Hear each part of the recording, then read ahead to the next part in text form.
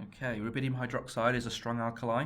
A technician is asked to prepare 250 centimeters cubed of rubidium hydroxide with a pH of 12.5.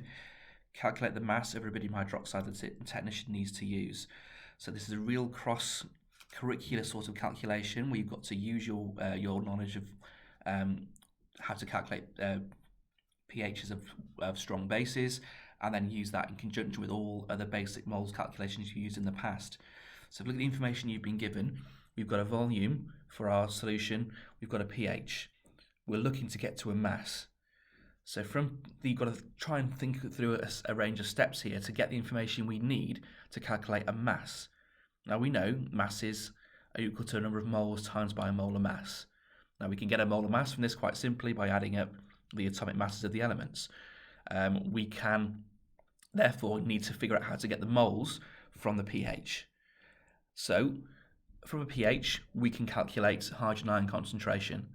From hydrogen ion concentration, using the relationship with Kw, we can figure out concentrations of hydroxide ions. From the concentration of the hydroxide ions, we can figure out how many moles of this are present, and then we have the information we need for the final part of the calculations. There's a few steps to this one. You've got to work your way through bit by bit. There's no shortcuts to do it. Okay, so let's start with this then. We have a pH of 12. We need to have a concentration of hydrogen ions, which will allow us to put into our Kw expression, or you can use the POH method that you were shown in lessons. Okay, so concentration of hydrogen ions is going to be the 10 to the minus 12.5. Sorry, it's 12.5 there, not 12. And that equals 3.162 times 10 to the minus 13.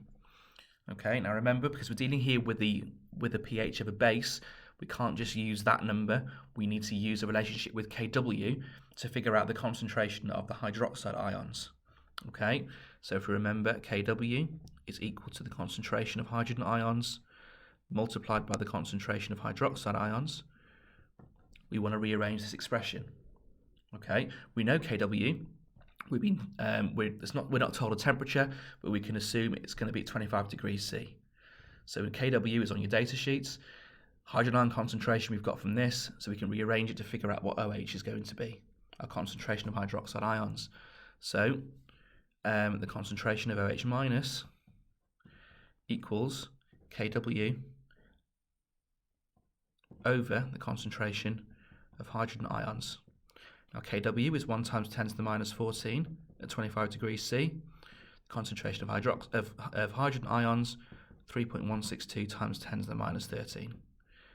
That will give us 0.0136. Sorry, 0.0316, not 136. So that is our concentration of hydroxide ions in the solution of any hydroxide solution with a pH of 12.5. So we're going to use this value now and the knowledge that this is a rubidium hydroxide to figure out how many moles of hydroxide ions are present then in a solution with this volume. So this is where we're now linking it back in with calculations you would have done right back in year 1. We want to figure out moles of a solution in 250. Okay, that is C times V over 1,000. Concentration of hydroxide ions is 0.0316. There's one hydroxide for every RbOH, so we can assume the concentration of the RbOH is the same as the concentration of just the OHs. So that is going to be 0.0316.